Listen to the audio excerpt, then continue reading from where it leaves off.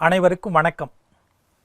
VIT Chennai வழங்கும் வாழ்வியல் வழிகாட்டி தொடரில் இன்று காணாமல் போன தெருக்கள். நண்பர்களே, நாளுக்கு நாள் பெருகிக் கொண்டிருக்கும் நகரங்களின் தாக்குதல்களால் சூறையாடப்பட்டவற்றுள் முக்கியமானது கிராமங்கள். இந்தியாவின் ஆன்மா என கருதத்தக்க கிராமங்களை திரைப்படங்களில்தான் திரும்ப காண முடியும் என்கிற ஒரு அவல நிலை. அந்த வகையில் நகரமயமாதலின் விளைவாக நம்மை விட்டு காணாமல் போய்கொண்டிருக்கும் வாழ்வின் அடையாளங்களுள் ஒன்றாக தெருவும் ஆகிவிட்டது. சின்ன சின்ன தெருக்கள் கூட சிமெண்ட் சாலைகளாக மாறிவிட்டன. அதாவது அவைகள் வாகனங்களுக்கு வழித்தடங்களாக மாற்றப்பட்டு விட்டன. அழகும் நேர்த்தியும் மிகுந்த தெருக்களை இப்போதெல்லாம் காண முடிவதில்லை. தெருக்களை சாலைகள் சாப்பிட்டு விட்டன. ஓசையும் புகையும் உண்டாக்கியபடி சீறிச் செல்லும் வாகனங்களின் கூட்டாளியாக சாலைகள் உள்ளன. தெருக்களைப் போலன்றி சாலைகளோடு நம்மால் நட்பு கொள்ள முடிவதில்லை. குழந்தைகளின் உலகமாக இருந்தது தெரு.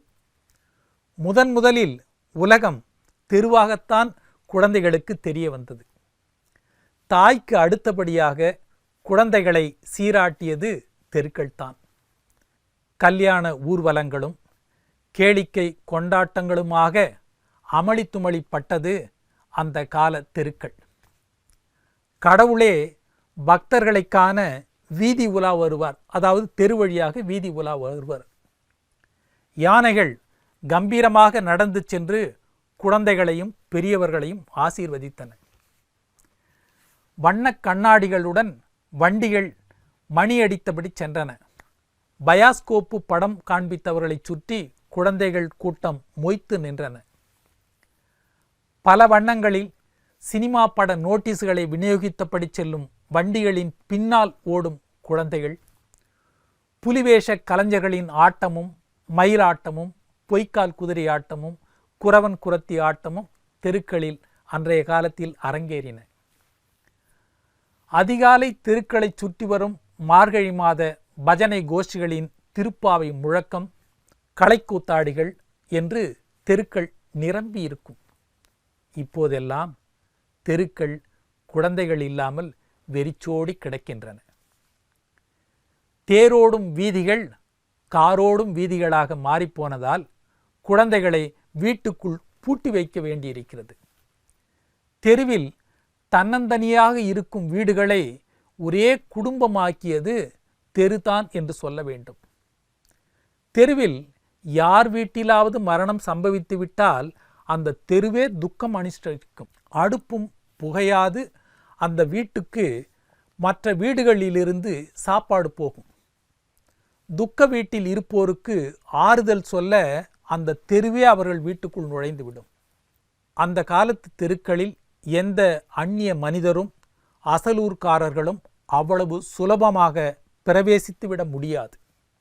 யார்ப்பா நீ, யாரை பார்க்கணும் என்ற கேள்விகளுக்கு பதில் சொல்லியே ஆக வேண்டும்.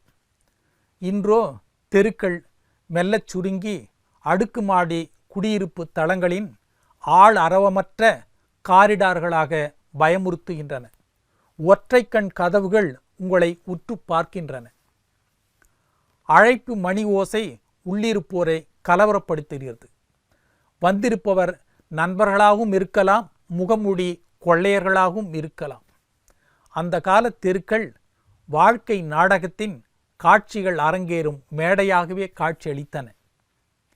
ஒவ்வொரு வீட்டிலும் கட்டப்பட்டிருக்கும் திண்ணைகளே தெருவை வேடிக்கை பார்ப்பதற்கான அரங்குகள். திண்ணையில் உட்கார்ந்து கொண்டு தெருவை பார்த்தபடி வாழ்நாளையே கழித்து விடலாம் என்பார் எழுத்தாளர் டி. ஜானகிராமன். பெருநகரங்களில் குடியேறும்படியும் தமது எஞ்சிய வாழ்நாளை மாநகர அடுக்குமாடி தீவுகளில் கழிக்கும்படியும் நேர்ந்துவிடப்பட்ட ஒவ்வொரு மனிதரும் தான் வாழ்ந்து கழித்த கிராமத் தெருக்களை மனதுக்குள் சுமந்து திரிகிறார்கள். வீடென்றும் வணிக வளாகமென்றும் கேளிக்கை கூடமென்றும் உண்ணுவதற்கு ஒப்பற்ற இடமென்றும் சொல்லுவதற்கு எத்தனையோ வைத்திருக்கும் மாநகர மனிதர்களை நோக்கி கேட்கப்படும் ஒரு கேள்வி என்னவென்றால், தெரு என்று எதை சொல்வீர்கள் என்பதாகத்தான் இருக்கும். ஆக தெருக்கள் என்பது நம்முடைய நனவில் இல்லாமல் கனவில் இருக்கக்கூடிய ஒன்றாக இருக்கிறது. மீண்டும் நாளை சந்திப்போம்.